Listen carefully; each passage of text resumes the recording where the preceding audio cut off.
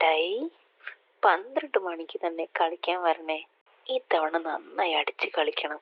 കഴിഞ്ഞ തവണ പെട്ടെന്ന് ഔട്ടായി പോയി. ഇത്തവണ പെട്ടെന്ന് ഔട്ടായാൽ ഞാൻ മിണ്ടൂല.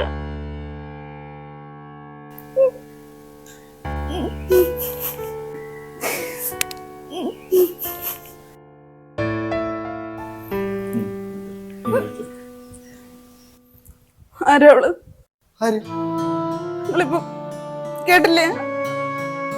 നിങ്ങളിത് പറ്റിക്കരുതല്ലേ. കല്യാണം കഴിഞ്ഞ വർഷങ്ങൾ കഴിയുമ്പോ നിങ്ങൾക്കൊക്കെ ഭാര്യ മടുക്കുമെന്ന് കേട്ടിട്ടുണ്ട്. നിങ്ങൾക്കെല്ലാം മടുത്തല്ലേ? നീ ചുമ്മാ കാര്യം അറിയാൻ സംസാരിക്കും. എല്ലാം എനിക്ക് മനസ്സിലായി. ദൈവം എല്ലാം എന്റെ മുന്നിൽ കാണിച്ചു തന്നു. ഇനി നിങ്ങൾ ഒന്നും പറയണ്ട. എന്ത് കാണിച്ചു തന്നു? ഞാൻ കേട്ടതല്ലേ അല്ല. പിന്നെ എന്തിനാ നിങ്ങൾ ന്യായീകരിക്കാൻ ശ്രമിക്കുന്നത്? പല നാൾ കള്ളൻ ഒരു നാൾ പിടിയും. ഇന്ന് നിങ്ങളും പിടിക്കപ്പെട്ടു, അത്ര തന്നെ.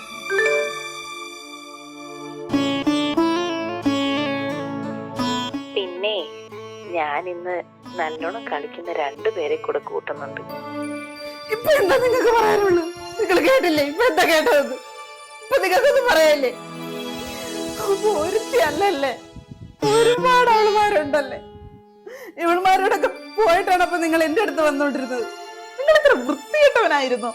എന്നെ പറ്റിക്കായിരുന്നു.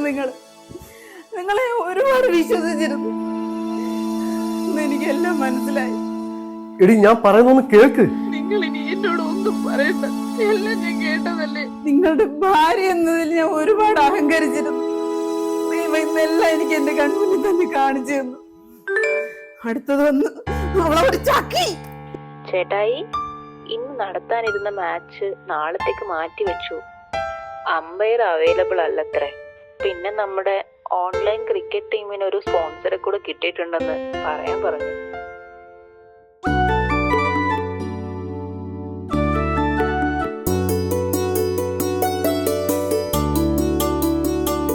ഇപ്പൊ മനസ്സിലായോ കളിയാന്ന്? ഒരു പൊടി കഴുതേ. നിങ്ങൾ ഒടുക്കത്തൊരു ഓൺലൈൻ കളി